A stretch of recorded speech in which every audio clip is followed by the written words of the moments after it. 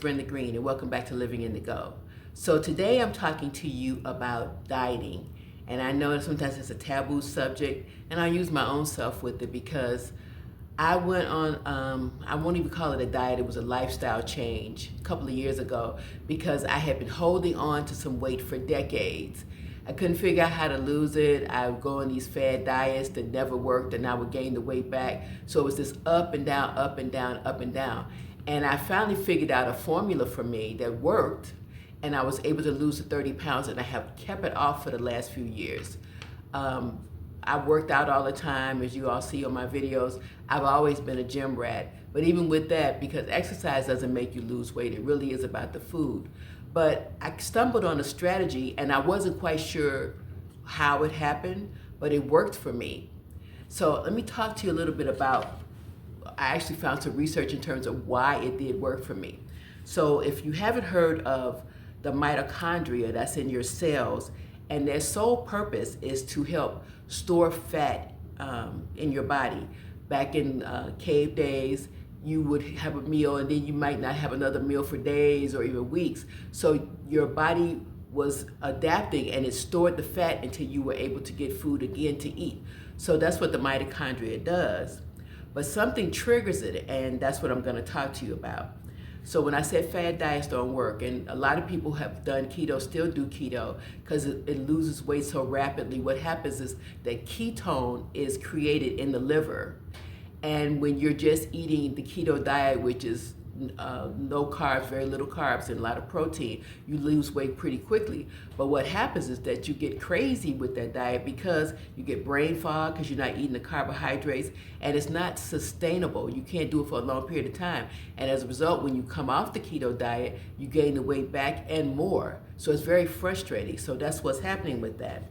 So again, the mitochondria is signaling to your body to store that fat, and there it is. So, but there are foods that can help you to send a signal to the mitochondria to say, don't store this fat. And you've probably heard of these foods. They're berries. So they're called polyphenols. So berries are good for that, raspberries, blueberries, whatever. So if you like those, great. If you don't, start learning to love them and put them into your diet. But look for foods that have the polyphenols, because that actually sends that signal to the mitochondria to stop storing the fat. But the trigger and the reason that I lost the weight, and it was also in the research, was intermittent fasting, believe it or not. Because with intermittent fasting, and they were saying specifically about 12 hours, one, it gives your body a chance to rest, but then two, the body is a signal to the body saying, uh-oh, we don't have any food, what do we need to do? And it actually can develop some ketones by fasting in the liver, and when you are in that ketonic state, you lose weight quicker. One of the things that they did in the research was to look at people who were on the keto diet, and they found that they were never really in a ketone or ketonic state because the keto diet only goes so far. But intermittent fasting, it gets you there a lot quicker. And it can be very, very easy. I know you're thinking, I can't go without a meal. I'm so used to eating meals. Well, when I lost my weight, I cut back to 2 meals a day. I'd have a late breakfast and an early dinner. And then, you know, I was trying to be good with that. I might have like some fruit or something in between or some snacks, but I stayed within that window. So 12 hours could be, let's say you have dinner at 7.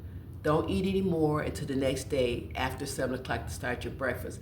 Your body has been in that resting state. It's been fasting for those 12 hours. You will be surprised at the results that you get. I promise you, it does work. It worked for me after decades, and so that's something to do.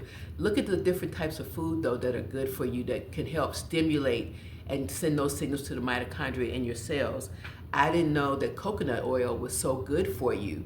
You know, people cook with it or whatever, but actually using it, or coconut milk maybe as a creamer, instead of putting the milk you put in your coffee, put coconut milk.